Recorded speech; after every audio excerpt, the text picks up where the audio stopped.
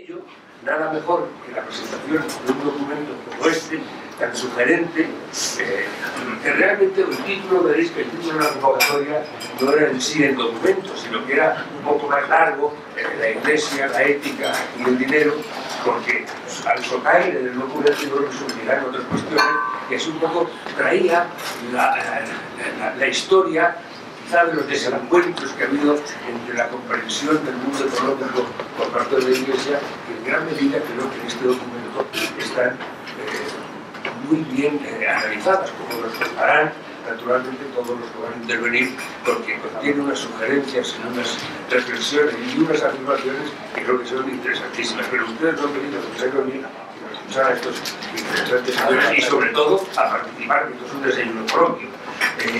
A lo mejor estaba previsto hasta las 11, veremos hasta cuándo, porque alguno de los presentes en la mesa, la agenda, pues que va a jugar nos está jugando de una manera pasada. Del desarrollo integral, que sabe que es un dicasterio creado por el Papa Francisco.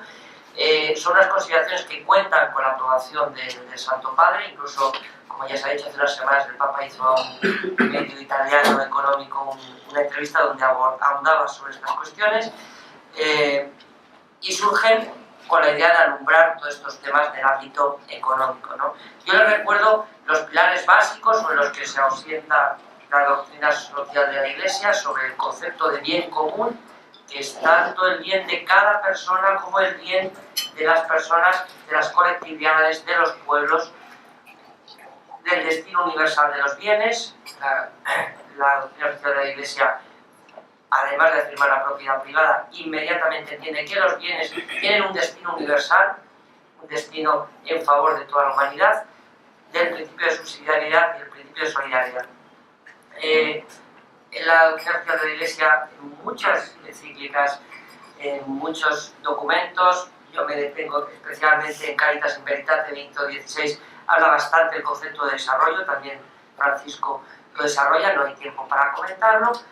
Se habla claramente de la opción preferencial por los pobres, y yo les animo a aquellos, la mayoría de ustedes son muy versados, pero el compendio de la doctrina social de la Iglesia editado por la BAC creo que es un buen resumen sobre todos estos escritos, a los que habría que añadir los de Benedicto XVI y Francisco, ¿no? La estructura del documento tiene 4 patas, es un documento relativamente corto, unas 17 páginas, donde se habla de una justificación del documento, la situación actual de la economía y la visión que tiene la Iglesia sería el segundo aparte, y luego algunos temas clave, consideraciones o puntualizaciones, es donde yo creo que podremos tratar más, aparte de una brevísima conclusión. Pues vamos con ello.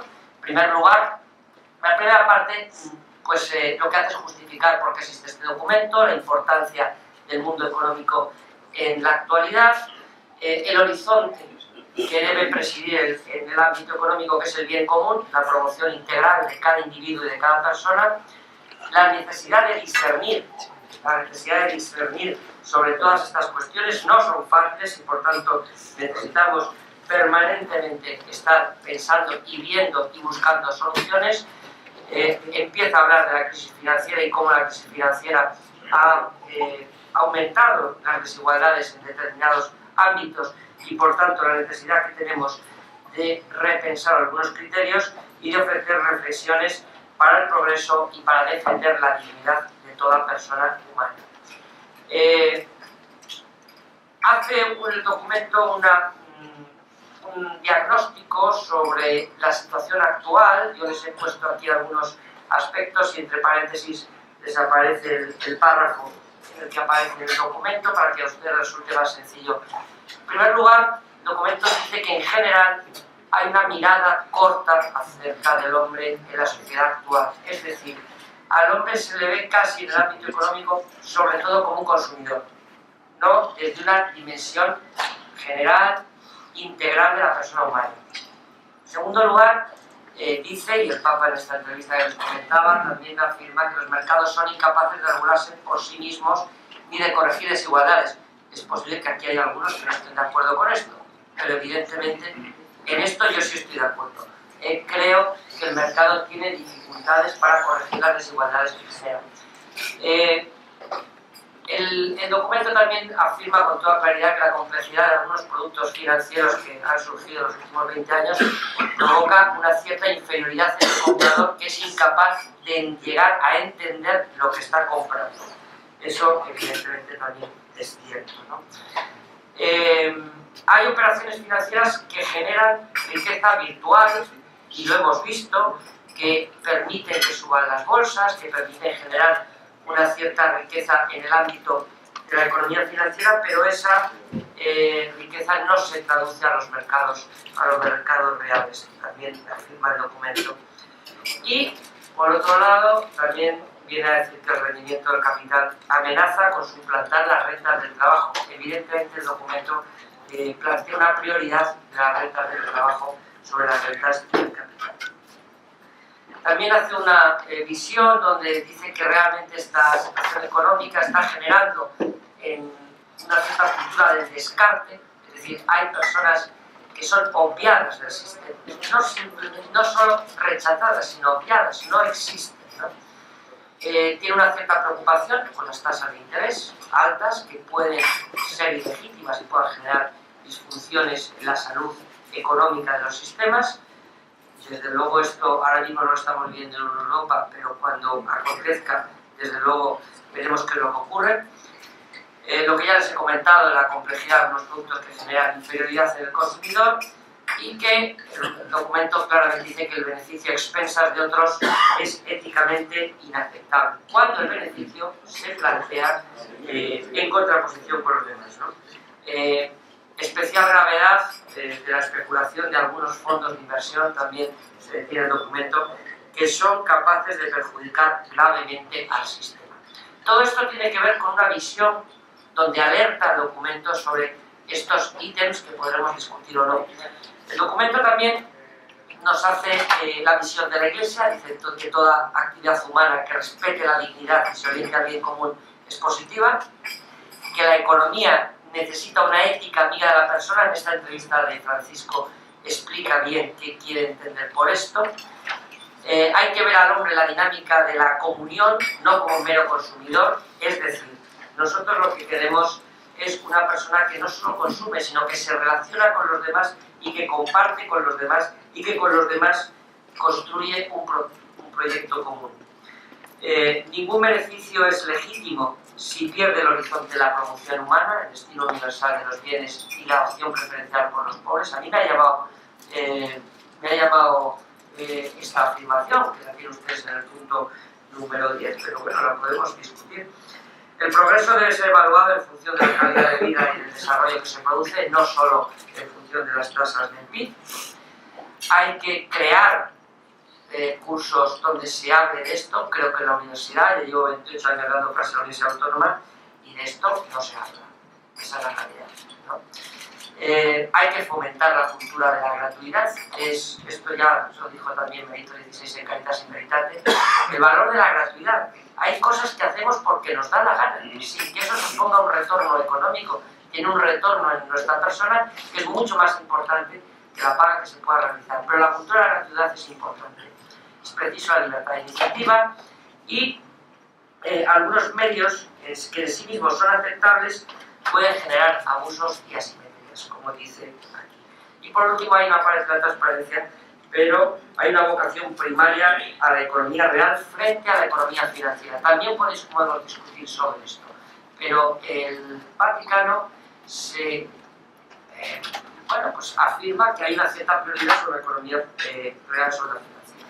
Y luego hay una valoración positiva de los microcréditos, es inaceptable éticamente aprovecharse de las asimetrías, es urgente la reconquista del humano. Todo esto lo va desarrollando el documento. Y por último, hay una serie de temas clave que aborda y aportaciones, ¿no?, que son las que querría detenerme al final, ¿no? En primer lugar, anima a introducir certificaciones de autoridades financieras para los productos que vienen de innovación financiera. Esto podemos ver si se está cumpliendo o no. Habla de la necesaria regulación.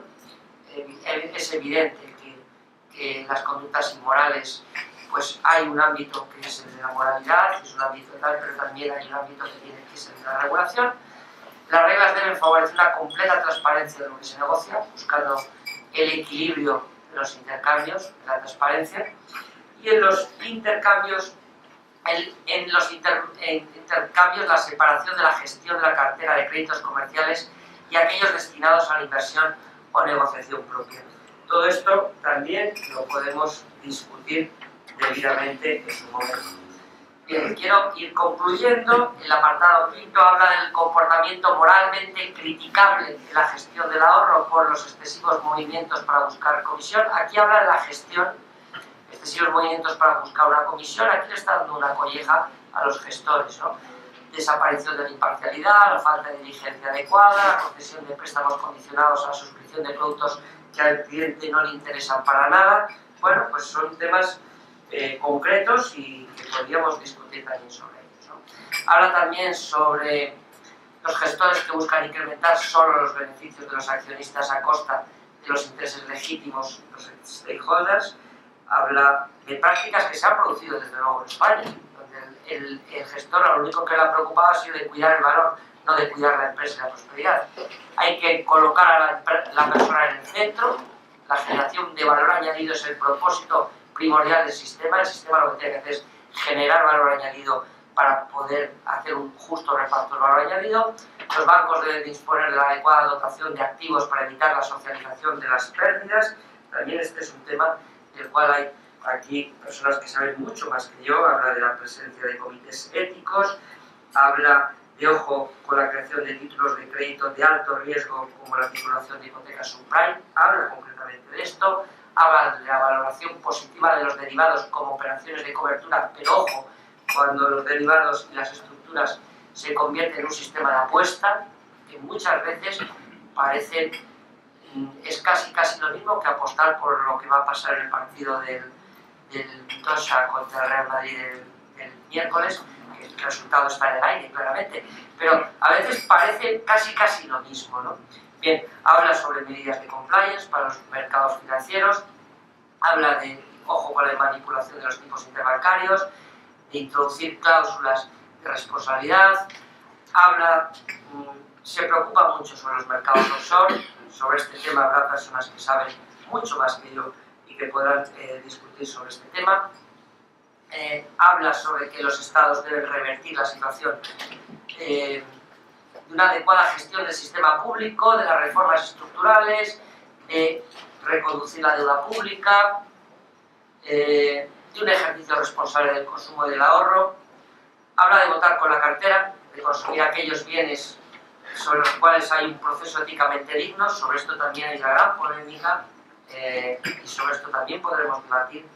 Y por último, para acabar con mi tiempo, decirles que al final lo que dice es que no hay que resignarse a que la actividad económica es así, y por tanto yo soy católico los domingos por la mañana cuando voy a misa, pero chicos, yo en la gestión de mi empresa esto no entra, ¿no? Estamos llamados todos a trabajar cada uno en nuestro campo en el marco de la empresa estratégica. Yo he querido esbozar simplemente algunos de los temas que aparecen en el documento y yo creo que le dejo la palabra al siguiente para que pueda entrar en los concretos.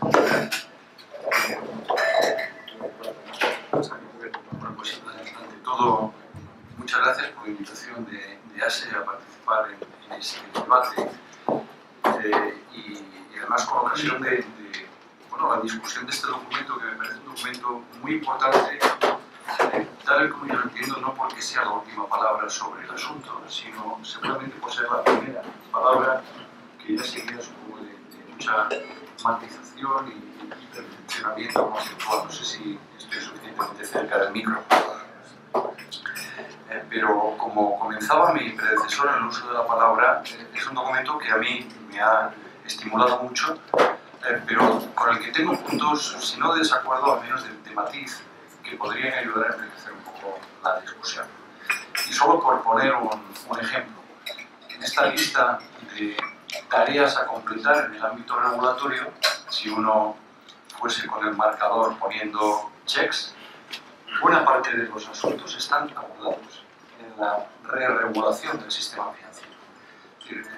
Y es muy importante notar esto, porque yo creo que el documento es un poco ajeno al tsunami regulatorio que el mundo financiero ha experimentado por buenas razones. No lo voy a criticar aquí, puedo criticar temas de detalle, pero el fondo es un fondo justificado.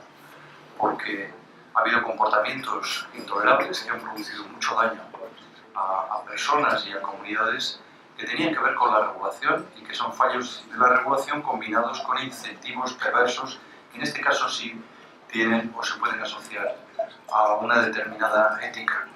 Pero lo que tiene que ver con capital para absorber pérdidas, lo que tiene que ver con gobernanza de las corporaciones, transparencia de los productos financieros, en fin, tenemos toda una serie, toda una batería, durante 10 años se ha ido desarrollando que regula el sistema financiero hasta el punto, como los reguladores les gusta decir, que ahora tenemos todos 2 cinturones y 3 pares de tirantes puestos para impedir que el sistema vuelva a causar a la economía el daño que le causó en la crisis anterior. Pero el punto de foco del documento es un punto de foco muy correcto con el que uno no puede discrepar, y es que hay un trasfondo de valores que han dado lugar a comportamientos sobre los que deberíamos pensar, incluso más allá de la doctrina social de la Iglesia. ¿Es moralmente aceptable o es socialmente aceptable el tipo de cosas que hemos visto? Entonces podríamos poner ejemplos más o menos anecdóticos o más o menos de categoría general.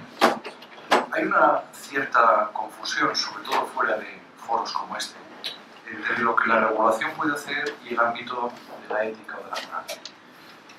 Y yo creo que el documento es muy preciso aquí, y yo creo que hay que alabar este punto, porque la regulación puede llegar a mitigar o atenuar comportamientos especulativos o tendencias predatorias, pero esto no sustituye a la ética, porque dentro de la regulación y dentro de la ley caben comportamientos igualmente poco aceptables. Hoy pensemos en el arbitraje fiscal agresivo, en tal cual los reguladores luchan, pero no obstante se sigue produciendo.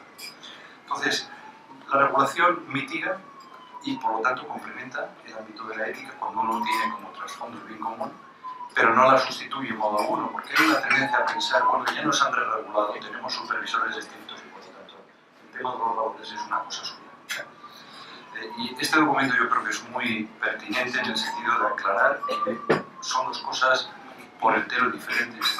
A mí me hubiera gustado que el documento diera más atención a lo que ha ocurrido efectivamente en el mundo de la regulación, pero no para ceder o levantar el pie del acelerador en las cuestiones de valores, porque sigue siendo un asunto aquí fundamental.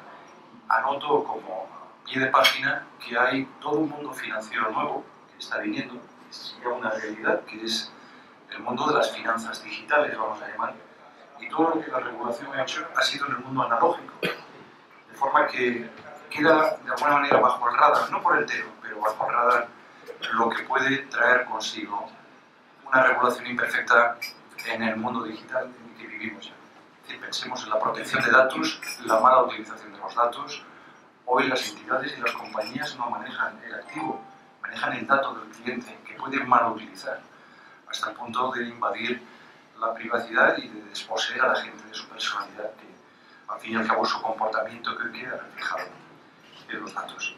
Entonces, respecto de la ética o los valores en sentido estricto y pensando en el mundo financiero, yo quisiera hacer 2 tipos de consideraciones. Uno, que tiene que ver con el entorno. Es evidente que, querámoslo o no, vivimos en una nueva era. A partir de la crisis económica y de la constatación de sus efectos, pues es evidente que vivimos una nueva época que está marcada, primero, por el cambio de la regulación. Mucho más estricta, pero mucho más al punto y por lo tanto cualitativamente mucho mejor que la que existía antes. No voy a profundizar aquí. En segundo lugar, por la pérdida de legitimidad social de la actividad financiera. Y esto es un asunto muy importante, porque las finanzas, como se dice en el documento, están en todas partes.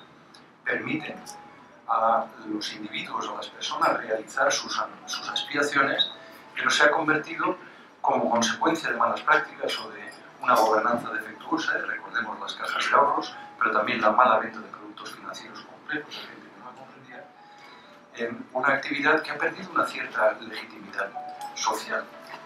4 de cada 5 ciudadanos consideran que las entidades financieras actúan de forma irresponsable. Al día de hoy, con el Eurobarómetro, con todo lo que ha caído y lo que ha ocurrido. Y esto tiene que ver con una tercera consideración del entorno, que tiene que ver con la dignidad del trabajo en la industria financiera. Y esto es importante porque cuando uno tiene que explicar por qué trabaja en un banco, sí, yo podría contar anécdotas de cuando conté a mi hijo que me iba a trabajar en un banco hace 3 años. Bueno, las preguntas fueron como si yo realmente hubiera cometido un delito de estos que aparecen en el YouTube, ¿no? No me esperaba eso de ti. La dignidad del trabajo es muy importante para que un sector funcione, porque la capacidad de atraer talento, la capacidad de atraer inversión y por tanto proporcionar los mejores servicios a la sociedad depende de esta dignidad sentida. Y esta no la proporciona todavía el entorno. Las entidades pueden hacer algo por mejorar este sentimiento o orgullo de pertenencia, vamos a llamar, mejorar la dignidad. Como entender aquello a lo que las personas aspiran, compatibilizar una vida laboral con una vida familiar, la diversidad, empoderar, aplicar el principio de subsidiariedad a nivel interno, pero esto llega hasta un cierto punto. Yo creo que la perseverancia es claro decir no, esto no es así. Realmente si tenemos claro qué es lo que ha pasado, fallos regulatorios, fallos de supervisión, pero también fallos profundos en el mundo moral, es el primer paso para empezar a resolver este gran problema al que nos enfrentamos. Gracias. Muchas gracias, José Manuel. Un contraste no puesto más en la práctica del documento que teóricamente se lo también Fernando. Y ahora, Josina Kammerling, que viene desde Holanda, para hablarnos de lo que ella explica de la realidad de los que aspiran a pasar el título de Saber. Muchas gracias. Pues estoy encantada de estar aquí. Soy madrileña, no de nacimiento, pero desde los 3 años, viví unos 20 años en Madrid, así que estoy en casa. Yo trabajo para CFA Institute, que es una asociación mundial de profesionales de las finanzas. Somos unos 160.000 en el mundo y me interpeló mucho la misión de BBVA, porque nuestra misión también es poner el mundo financiero al beneficio de la sociedad, explícitamente. Y eso siempre me ha interpelado mucho. Yo trabajé en banca muchísimos años, luego me fui al Parlamento Europeo y estaba en el Parlamento Europeo en el periodo de la crisis financiera. Y yo me acuerdo que había diputados que me miraban como si yo era el diablo en persona porque venía del mundo banca, ¿no? Y fue una época muy dolorosa, muy emotiva también, con hearings en el Parlamento Europeo de financieros que tenían que hacer una mea culpa, con una exageración también, pero también mucha emoción y mucha incomprensión de cómo habíamos podido llegar ahí, ¿no? Yo me acuerdo que cuando empecé mi carrera, que fue en mediados de los 80, en Londres, pues la primera cosa que me dijeron es que, y yo trabajaba en el departamento de bonos, my word is my bond, ¿no? Mi palabra es lo que vale. Y eso siempre me interpeló mucho, yo creía mucho y yo tenía una idea de trabajar en el mundo de finanzas que era para mí algo precioso, ¿no? Algo, yo servía para la sociedad y eso tenía muchísima importancia. Y la segunda frase que me dijo mi jefe francés en la época cuando fui a otra banca, me dice, siempre tienes que tener en cuenta de que nosotros tenemos que gestionar para el inversor final como bon père de familia, como buen padre de familia. Segunda frase muy importante, es así como se ve a la finanza. ¿Y dónde hemos llegado? Así no nos ven ya. En 2017 nosotros en CFA Institute hacemos cada año una encuesta mundial con inversores retail, o sea, inversores privados, inversores institucionales, y con el Edelman Institute. Y esta encuesta mira un poco el ánimo, ¿no?, de los inversores. En el año 2017 fue el año peor para decir que ya no había confianza ni en el mundo empresarial, ni en el mundo financiero, ni en gobierno, ni en el país. Eso fue algo tremendo, de ver que no había confianza absoluta. Yendo de ahí, también mirando el mundo del inversor, para los inversores, claro, estaban los inversores privados, no los institucionales que tenían otra visión, era decir, nos falta la transparencia, Nos falta saber que el producto vendido es adecuado para nosotros. Nos falta saber que el que nos vende, nos aconseja el producto, tiene nuestros intereses. Y eso, para mí, que yo estaba durante la crisis en el Parlamento y que vi toda la regulación, que eran unos 45 directivos que se hicieron para contener todo el problema, no habían servido. Entonces yo vengo al punto, nosotros en CFA Institute hablamos mucho de ética porque forma parte de nuestro charter. Y la semana pasada estaba dando un workshop de ética para reguladores en Londres, reguladores del mundo, y hablamos también de regulación y ética. Tú lo comentaste, la regulación dice lo que se puede o no se puede hacer, pero la ética va mucho más allá. Y claro, eso como cristianos es algo que nos lleva a vernos de frente.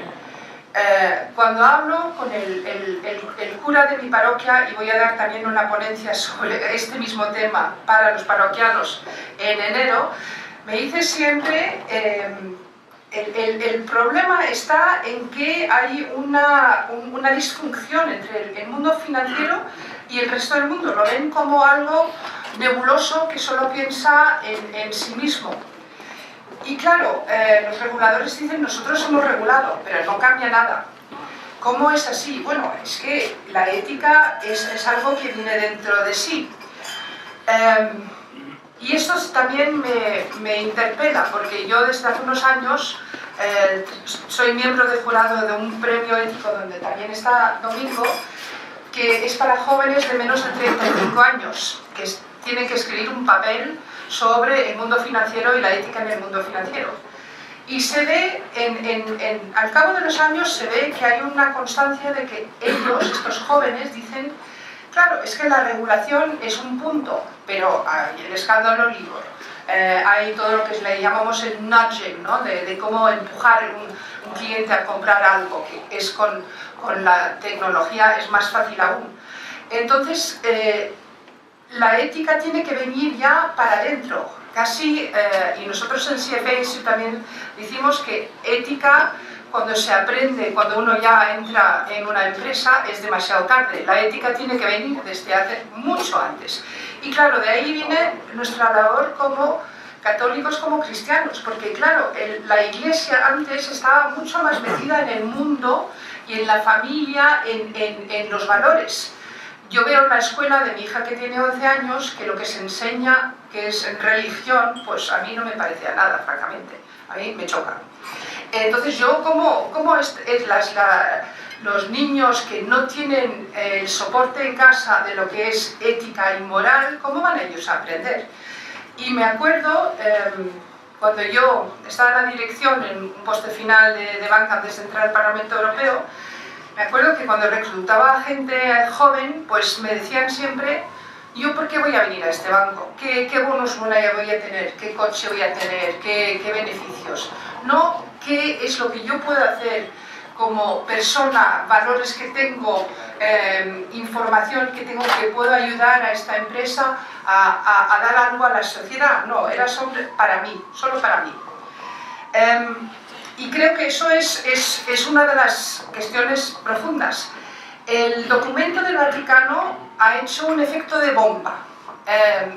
Y se lo comenté a Domingo y dije, es el efecto más del hecho de que se haya escrito algo, casi de lo que está en el documento. Porque yo me acuerdo el día que llegó este documento en CFA Institute, de repente se despertaron todos los católicos.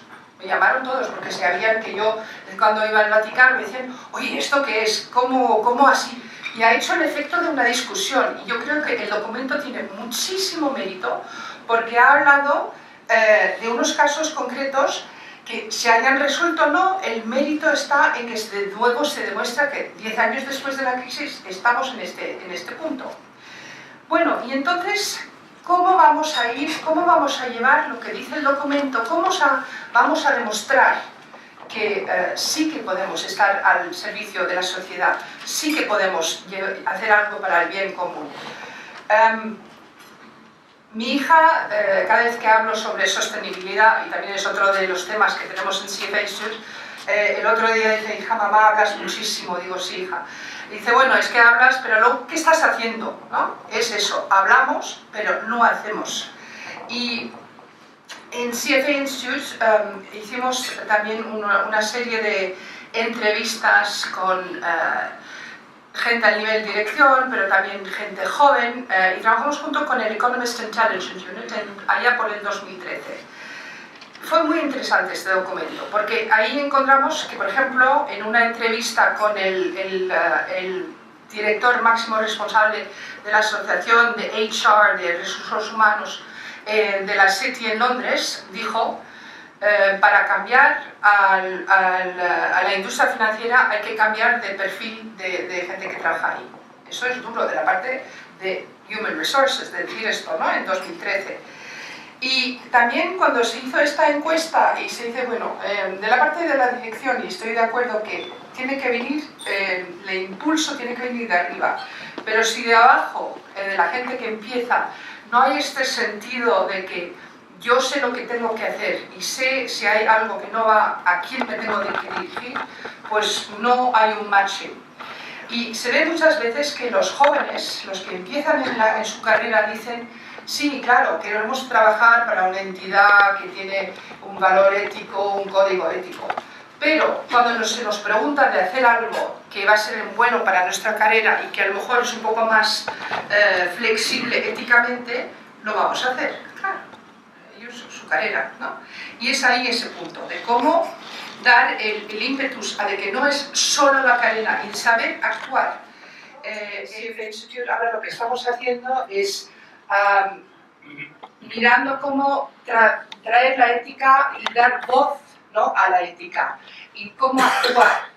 Entonces lo que hacemos, hemos hecho unos case studies, tenemos un libro bastante gordo y cada vez sacamos en nuestro website y en Twitter un case study de una cosa que a lo mejor no ha funcionado y qué es lo que tenemos que hacer. Hacemos también trainings porque esto es algo que trabajamos con el profesor Mary Gentili, que estaba en Harvard y ahora que está en Darden, y lo llamamos Giving Voice to Value, y es de verdad cómo actuar, ¿no? Saber, tú eres un joven que está empezando, ves algo que no va, que no funciona, a lo mejor no te sientes que puedes ir a tu jefe, porque a lo mejor tu jefe está en la misma zona, pero a lo mejor, ¿dónde tienes que ir? Afuera, tienes un soporte fuera, tienes un mentor que no está en tu división, en qué escuela puedes hablar. Esto es la importancia. Es también la importancia de grupos como estos, de saber contactar, si a ver, oye, ¿qué puedo hacer? Estoy viendo esto, pero ¿qué puedo hacer yo? ¿Cómo puedo actuar? Y creo que es eso lo que nos falta. Nos falta dar el paso de actuar, porque creo que regulación lo hay muchísimo, demasiado casi, porque nos podemos esconder detrás de la regulación. También hay códigos éticos en todas las empresas, o sea que tampoco es el código, pero es la actuación y es ahí donde tenemos que llevar. Y ahí llegamos también a la sostenibilidad, porque es un momento oportuno, y lo estoy viendo en el Parlamento Europeo, los diputados han encontrado la sostenibilidad y el clima como algo fenomenal para el final de mandato, para hacer una reelección. Claro, porque es muy sexy hablar de lo que tenemos alrededor de nosotros, ¿no? Pero olvidamos que el Papa ya en Laudato Si habló de esto. Y me impresiona que cada vez estamos viendo que tenemos nuestro Papa que nos da estas indicaciones, pero tenemos que llevarlo nosotros más allá como católicos y cristianos. Muchas gracias, Rosina. Qué pasión, qué ímpetu. Uy, perdón. En otro ámbito he sido crítico de este documento en algunos de sus aspectos. Yo creo, como ha dicho con palabras prudentes José Manuel, el documento es un poco anticuado porque el diagnóstico que hace es un poco antiguo, no tiene en cuenta los desarrollos tecnológicos y las nuevas finanzas. que la están transformando profundamente, y también tampoco tiene en cuenta la evolución reciente de la regulación, pero bueno, lo ha explicado perfectamente José Manuel González Palma. Yo creo que este documento cae un poco en el defecto de los antiguos manuales de moral, es decir, tiene demasiada casuística que a veces oculta un poco el fondo del asunto. A veces toma como blanco el utensilio en lugar de su mal uso, ¿no?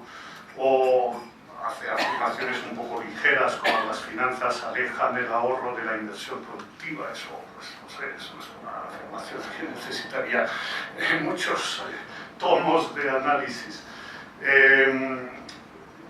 Como antiguo, digamos, profesional del sector seguros, yo creo que el documento no tiene en cuenta el hecho de que el consumidor también ahorra y espera rentabilidad. Eso es una dimensión, digamos, que parece que los autores no la han tenido en cuenta. Yo creo que también falta de autocrítica el documento, porque en el mundo financiero se sabe muy bien que el Estado de la Ciudad del Vaticano ha sido un centro offshore durante muchos decenios. Hoy la Iglesia ha tomado grandes medidas para corregirlo.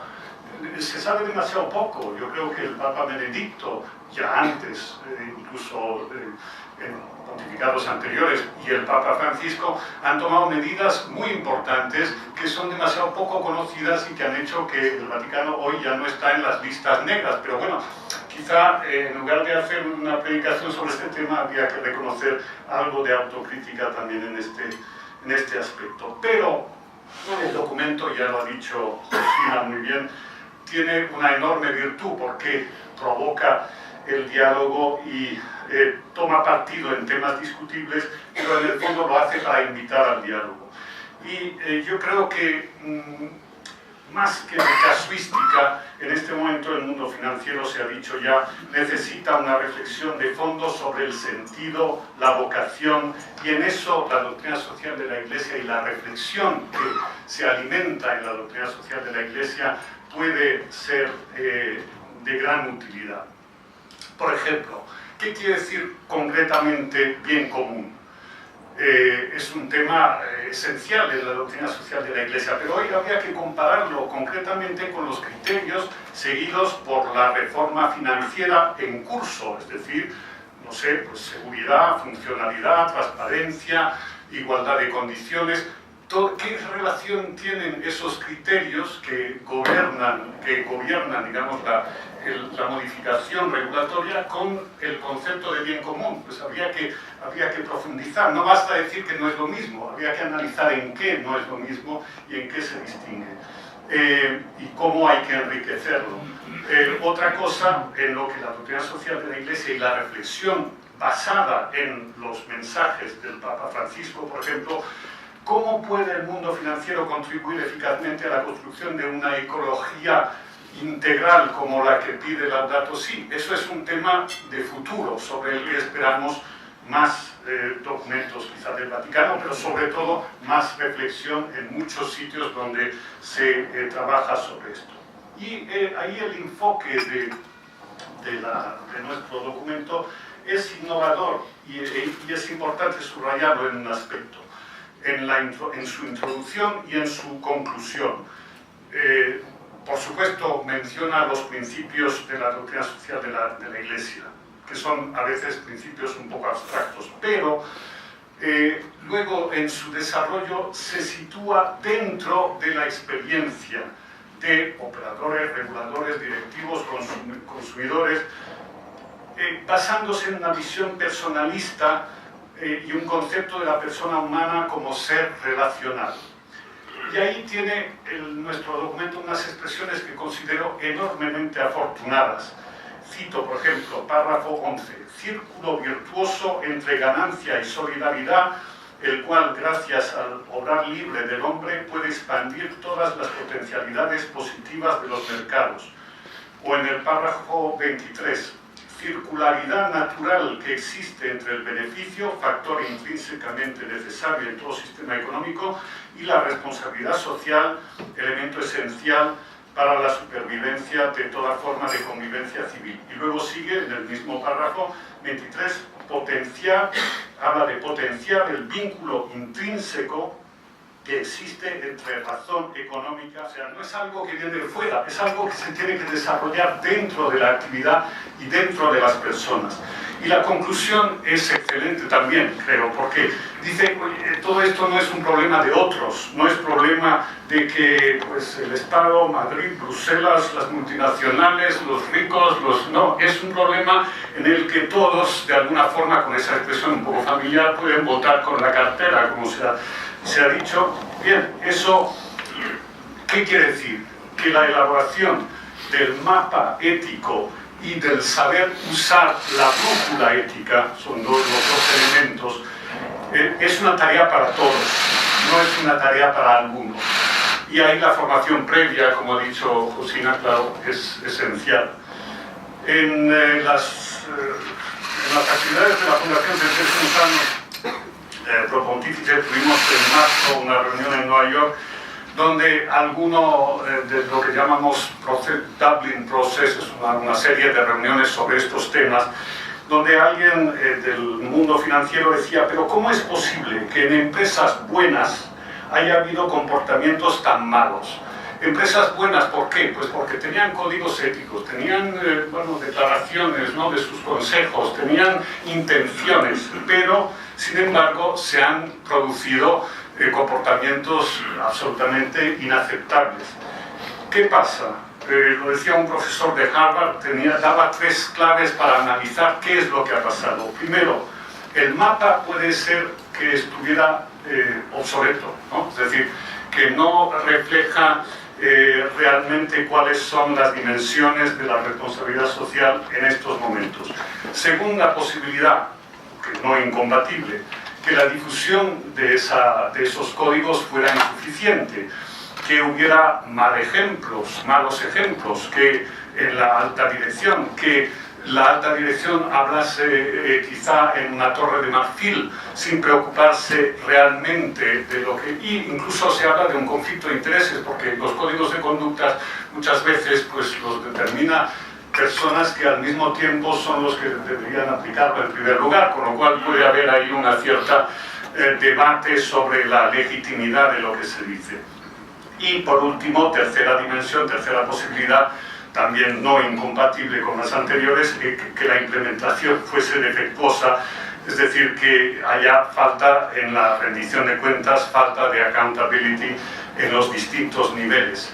Y se observa, y eso creo que es una realidad sociológica observable, es decir, que en algunas grandes organizaciones ha habido sectores, quizás no tan grandes, pero sectores dentro de la empresa que tenían una anticultura, que funcionaban con otras orientaciones. Y esto la alta dirección algunas veces pues, no lo ha querido ver, por falta de coraje o porque esos sectores ganaban mucho dinero, tenían una altísima rentabilidad, y ahí porque se admitía también unas contradicciones en la política de remuneraciones, donde se remuneraban comportamientos sabiendo que en el fondo pues, explotaban situaciones en contradicción con el código de buena conducta.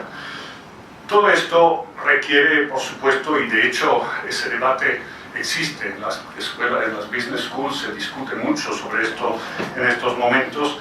Es bueno que se discuta también más dentro de los círculos de la Iglesia y no como, repito, la ética no como algo añadido, no como algo que te van a traer unos consultores, sino como una reflexión que nace dentro de la empresa y que no es separable, lo ha dicho perfectamente González Páramo, no es separable de la misión de la empresa. Y ahí es, porque claro, si no, la ética que es, si está separada de los fines, del purpose de la empresa, pues no tiene eficacia.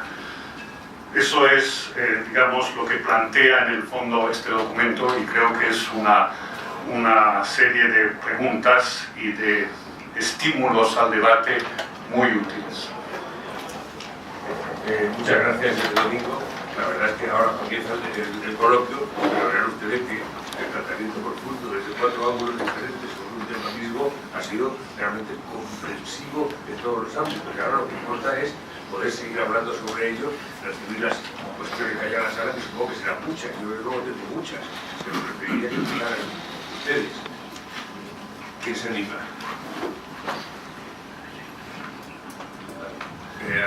Antonio Sevibulla. Buenos días, muchas gracias por estas presentaciones con las que coincido. Yo creo que efectivamente este documento recoge una situación en cierta medida en trance ser resuelta con toda la normativa que se ha ido aprobando, pero todavía quedan ahí coletazos que yo creo que habría que abordar. En Inglaterra, donde se ha sufrido mucho, yo creo, la falta de ética y donde se le ha dado un tratamiento de corrección, yo diría bastante severo, con la creación de la Financial Conduct Authority, que tiene por objeto precisamente velar por la ética de los financieros. Sin embargo, me causa cierto estupor que todavía en mercados como los de Londres y Nueva York se hagan prácticas como la contratación algorítmica, que son programas de ordenador ciegos, en donde siempre gana el que tiene el programa. Y por lo tanto hay alguien que siempre pierde. Entonces me suscita mucha curiosidad saber cómo se aborda desde el plano de la ética este tipo que ha ido creciendo, en más del 50% de la contratación ya. Por lo tanto, los programas de ordenador ciegos son los que hacen ganar dinero a los que tienen esos programas. Y yo creo que eso es notoriamente contradictorio con lo que dice el Papa Francisco. Quisiera oír un poco la opinión de José Manuel o de Cosina sobre este tipo de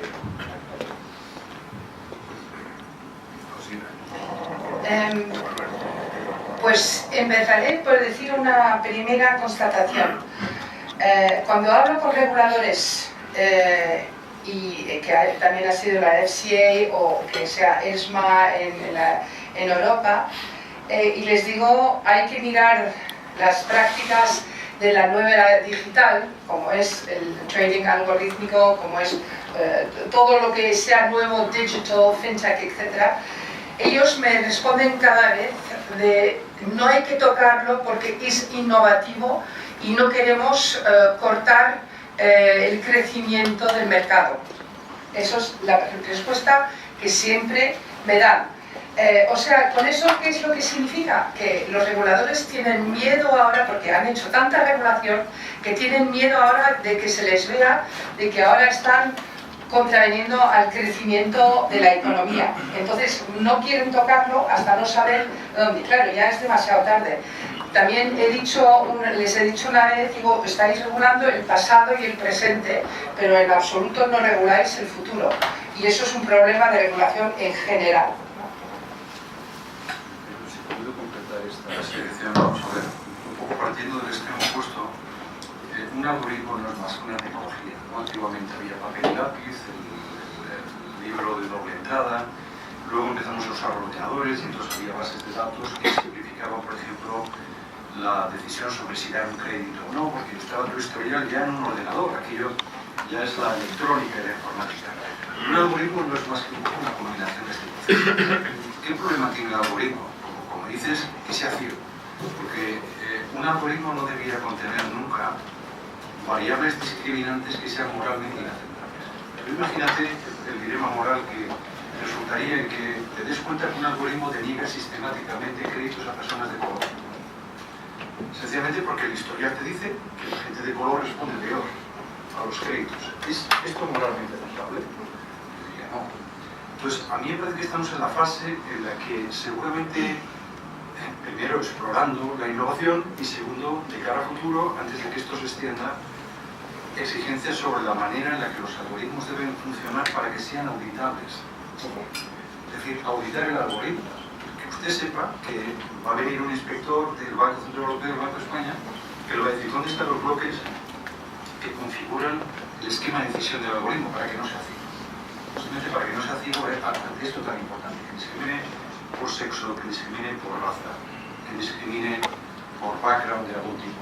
Esto no es aceptable, pero como además es un algoritmo bien construidos, donde las variables éticamente relevantes no son decisorias, ayuda a la toma de decisiones. Es decir, potencialmente es lo que permite que en distancias muy remotas en la selva del Amazonas, un individuo que tiene la idea de montar un chiringuito para facilitar la vida de una familia, lo puede hacer. Hoy día lo puede hacer. Y esto es inclusión.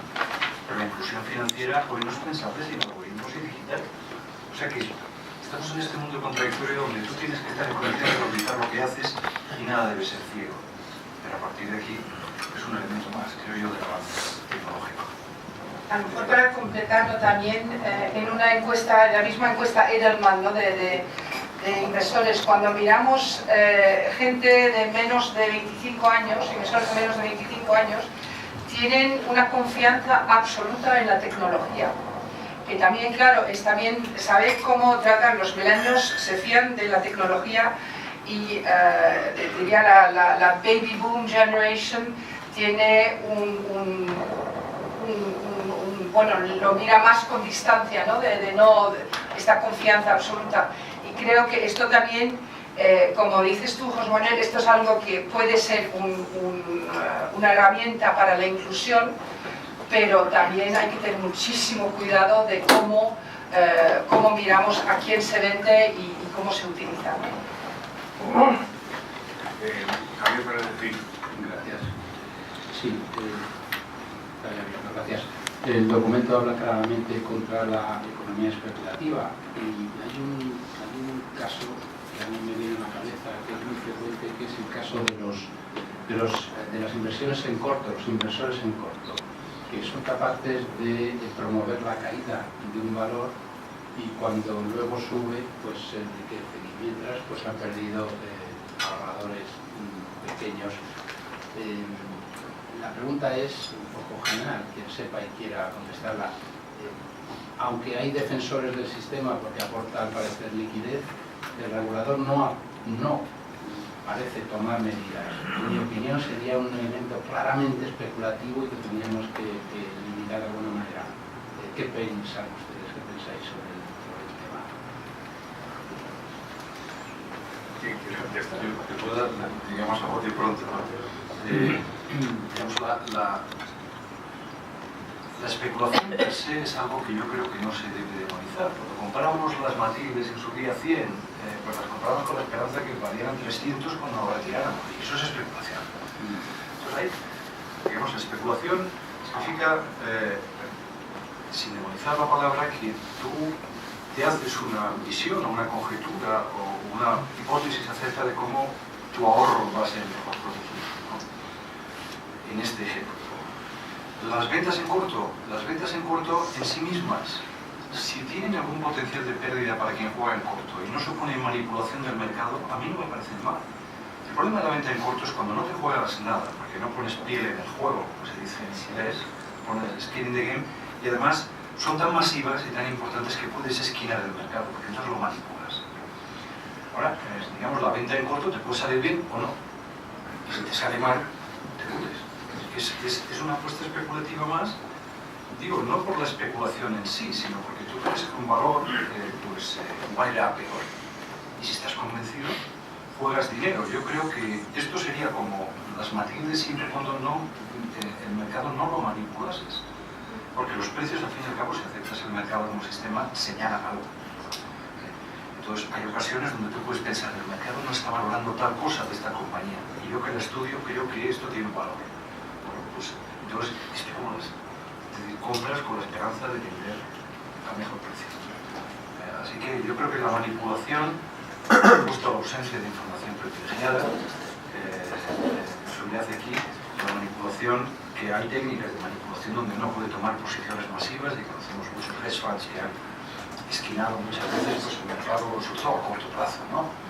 Cuando el Banco Central está moviendo tipos de interés, esto sí que es condenable. Pero sí mismo la venta en corto o la especulación más en general, que estos son todos los puntos del documento, ¿no? Donde cuando se habla del mercado, digo, bueno, no sé, esto no es una máquina demoníaca, puede servir al bien. Y al final luego se matiza, ¿no? Como he dicho Domingo, al final, pues con la especulación yo diría lo mismo. O sea, que como con las Matildes no dirías que es un especulador, pero si comprabas a un precio y pensabas que podía resultar en otro momento. Yo que no soy un experto en los temas financieros, sí que veo que el documento habla de la preeminencia de la economía real sobre la economía financiera. Esto es una posición personal, probablemente no compartida por la mayoría de los que están aquí, pero yo creo en eso.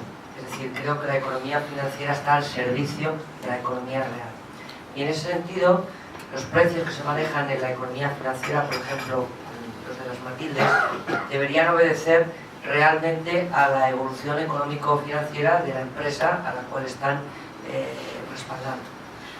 Por tanto, a mí me parece fenomenal que alguien que compra una acción hoy con la idea de que esta empresa va a ir bien y por tanto de 5 años pues va a tener la empresa una rentabilidad y él como accionista se va a ver beneficiado de esa rentabilidad. Bueno, yo eso no lo llamo especular, lo llamo, hombre, es una especulación en cualquier caso, una intuición, pero en cualquier caso es hacer una apuesta a futuro por la economía real. Cuestión distinta es si yo entiendo que a través de procedimientos que no son exactamente la economía real de esa empresa, va a haber una fluctuación en el valor de lo que el mercado dice que vale esta empresa, que evidentemente estamos viendo que hay enormes fluctuaciones. En ese sentido yo sí que creo que todo ese tipo de posiciones a corto, que utilizando información privilegiada, evidentemente no, pero utilizando otro tipo de algoritmos, uno está haciendo una apuesta, pues yo creo que eso deja de ser, desde mi punto de vista, una inversión financiera éticamente 100% a pasar a ser pues una apuesta, bueno, pues que tendrá las consideraciones éticas que nosotros veamos. Pero en cualquier caso, a lo que voy es que yo entiendo que el documento desde luego prima la economía real sobre la economía financiera y que cuando nos alejamos de la economía real, pues tal vez no estamos en la senda que se está aquí. Pero es una opinión muy personal. Pero me permites que matices esto que comento, pues es importante, ¿no? Esta distancia entre la economía real y la financiera es un poco el mundo real ficticia, que la dirección de una compañía está inflando la cotización de la acción por campañas publicitarias o explicitando planes de inversión que no son reales y que por lo tanto la acción sube. Y hay un inversor ético que dice esto es mentira y lo que tenemos es un mal equipo de gestión.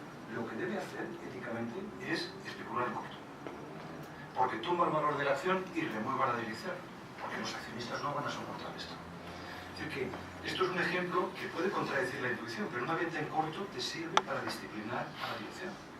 Así que yo creo que lo importante es no manipulación, no uso de información privilegiada. Y a partir de aquí es comprar y vender, por eso tenemos bolsa, porque la bolsa es el templo de los especuladores.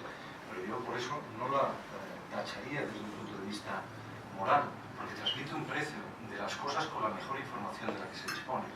Así que la distancia entre las dos cosas yo creo que se difumina, ¿no?, en el mundo real, porque si condenamos la venta en corto y este es el único instrumento por el cual podemos meter en cintura una dirección, pues a lo mejor los accionistas se ven engañados en su expectativa, porque esta cotización no responde a la realidad, o había inversiones que no se materializan en último extremo. Así que, bueno, es un mundo un poco borroso, es un mundo un poco difuminado. Sí. Bueno, hay más preguntas, yo solo una pequeña aportación.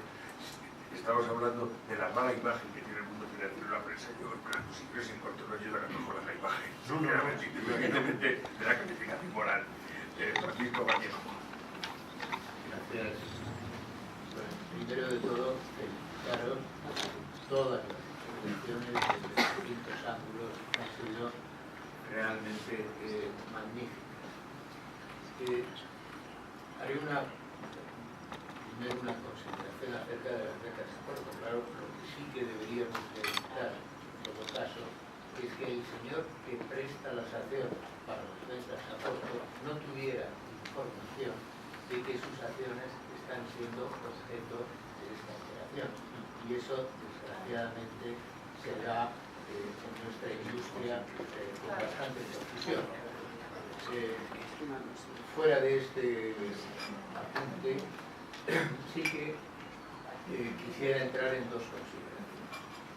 Una, que esta ética o la llevamos al conjunto de la sociedad o poco nos va a servir, porque ahora la estamos centrando pero que tiene una responsabilidad y que tiene una función que cumplir.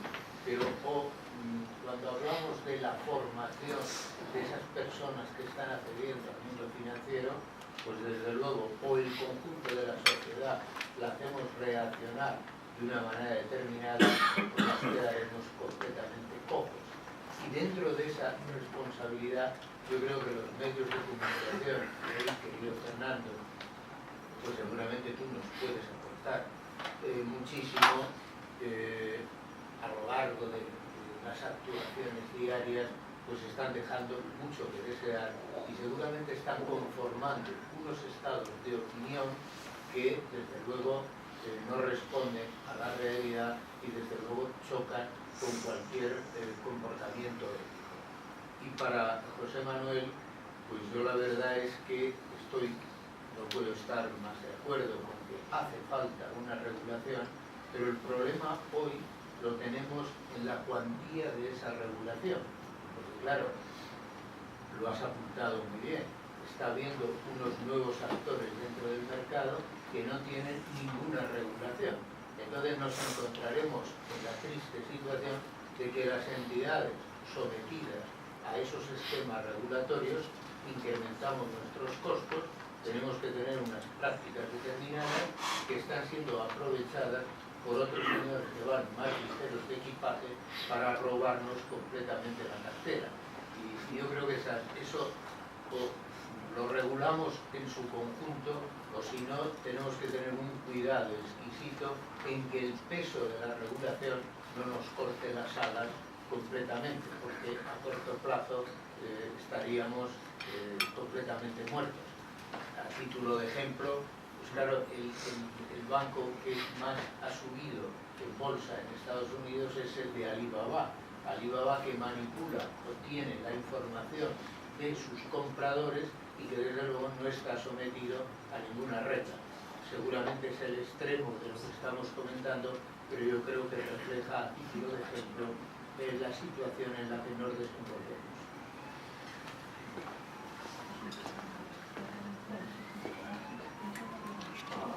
Es exactamente es el punto de reguladores que han creado una regulación de un sistema que existía y que existe hoy, pero que no toman en cuenta el Alibaba, el Google, el Amazon. Amazon está vendiendo productos financieros, Alibaba lo está haciendo ya hace mucho tiempo, y además Alibaba está con datos de sus clientes, los pasa al gobierno chino y de ahí pues no hay nada.